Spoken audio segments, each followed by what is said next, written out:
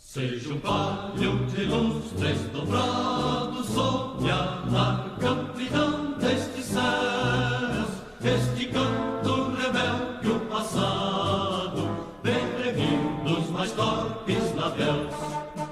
Seja um hino de glória que fale de esperanças de um novo porvir, com visões de triunfos em vale, que por ele lutando surgir.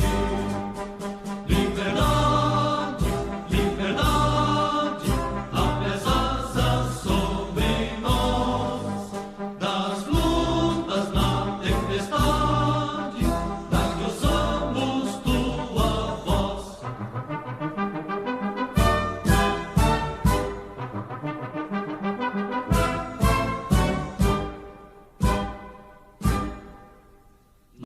Bom, meus queridos, e esse é o nosso penúltimo capítulo.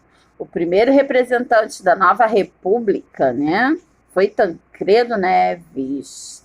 Nesse regime democrático que se instalava, o presidente José Sarney tinha dois grandes desafios após a morte de Tancredo Neves, que não conseguiu governar o país.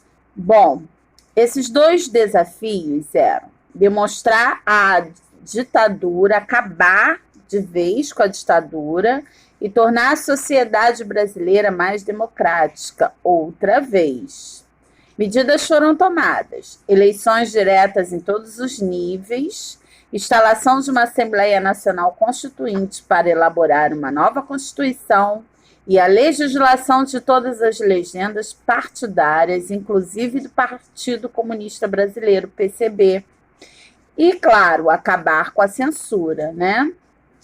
Bom, houve uma herança muito negativa do regime militar, uma grande crise econômica, dívida externa, inflação, recessão.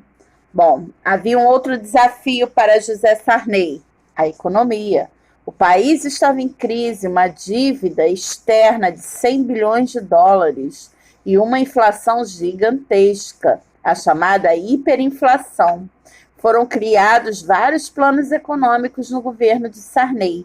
O principal deles foi o Plano Cruzado 1. Bom, nesse Plano Cruzado 1, houve um reajuste do salário mínimo e criava-se o gatilho, congelava-se o preço, né? Vários preços, aluguéis, taxas de câmbio, e iria substituir o cruzeiro, que era a moeda no momento, né? A nova moeda nesse plano foi o cruzado. Bom, apesar da euforia, esse plano acabou não dando certo. Não havia condições de fiscalizar todos os produtos em todo o país. Os comerciantes passaram a cobrar, além da tabela do congelamento de seus produtos, o conhecido ágio, e produtores escondiam suas mercadorias. O Plano Cruzado 1, então, falhou e vieram outros: Cruzadinho, Plano Cruzado 2, Plano Brécia e Plano Verão. Este último, Verão, trocou a moeda mais uma vez do cruzado para o cruzado novo. Todos esses planos falharam. E a situação no final do governo de Sarney era terrível. A inflação chegou a quase 1000% por ano. Bom, em 1989 realizaram-se eleições e a partir daí o cenário político foi marcado por muita corrupção. Vamos lá. O primeiro presidente eleito de forma direta disputou com o candidato sindical Luiz Inácio Lula da Silva. E esse candidato foi Fernando Collor de Mello, que era o governador de Alagoas. Collor venceu a eleição. Bom, a equipe econômica de Collor era comandada por Zélia Cardoso de Mello, a primeira mulher a ocupar esse cargo. Bom, para derrotar a inflação, foi criado mais um plano econômico, o Plano Collor. A moeda mudava mais uma vez, de cruzado para cruzeiro. Boa parte das poupanças, contas correntes e aplicações bancárias foram confiscadas. O Plano Collor, como todos os anteriores, acabou não dando certo. Em 1993, a inflação chegou a mais de 2.000% ao ano.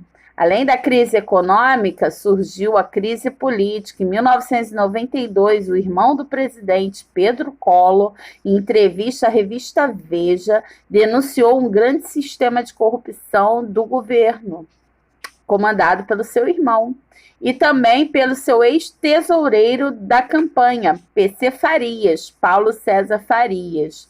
Uma comissão parlamentar de inquéritos, CPI, foi instaurada e comprovou que realmente as denúncias eram verdadeiras. Foi aberto um processo de impeachment, onde caça o mandato desse chefe de Estado. Isso que significa impeachment. O presidente foi legalmente afastado após renunciar e seu vice, Itamar Franco, acabou assumindo.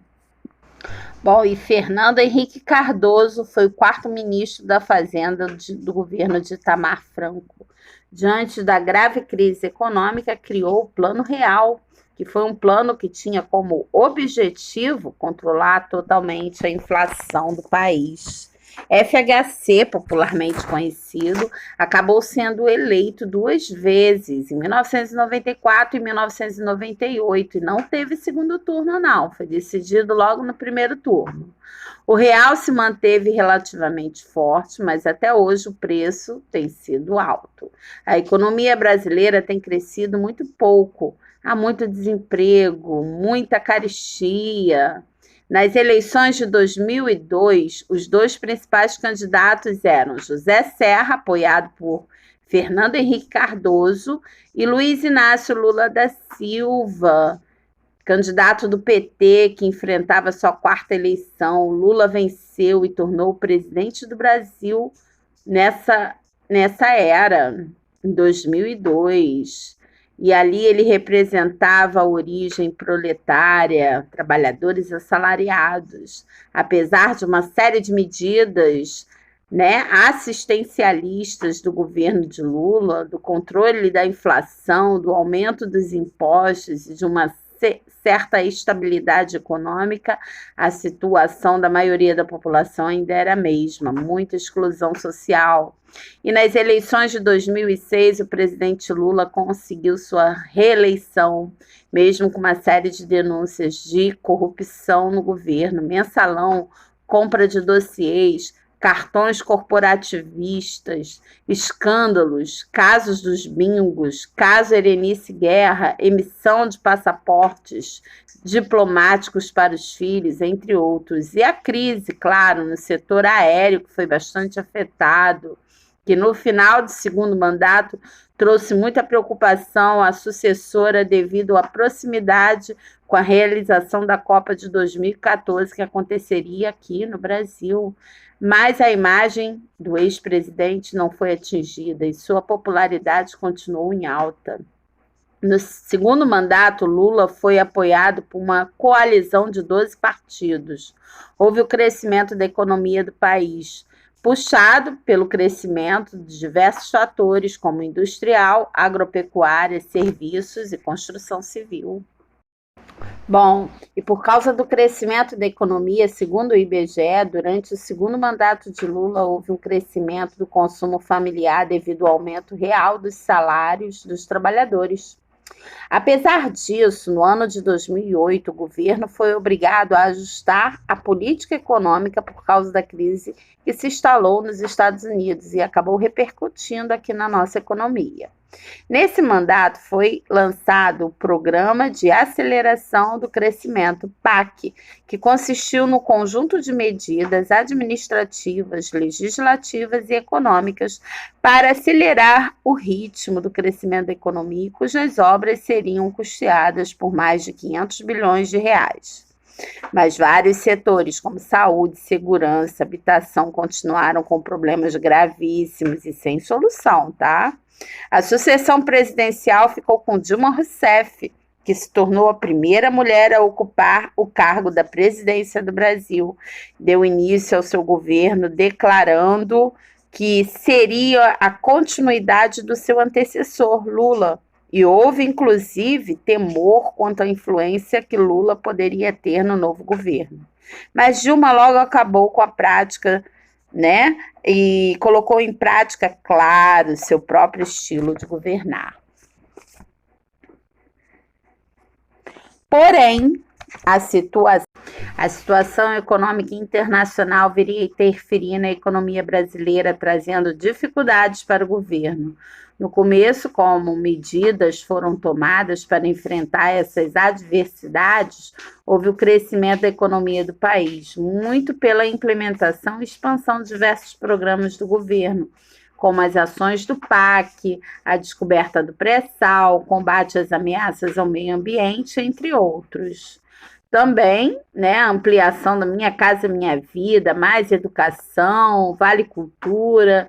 Mesmo assim, durante o ano de 2013, houve uma onda histórica de protestos apartidários organizados pela população de todo o país, devido à insatisfação com as ações dos poderes executivos e legislativo e à má qualidade de serviços prestados nas áreas de saúde, educação, segurança, economia, entre outros.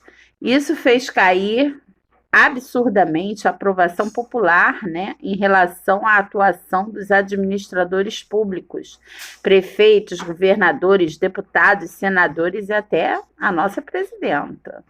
Bom, toda essa insatisfação levou a uma acirrada disputa pela presidência no ano de 2014, no qual Dilma Rousseff foi reeleita no segundo turno, com uma diferença muito pequena de votos. Em 2015, Dilma assume o segundo mandato, com o país agitado.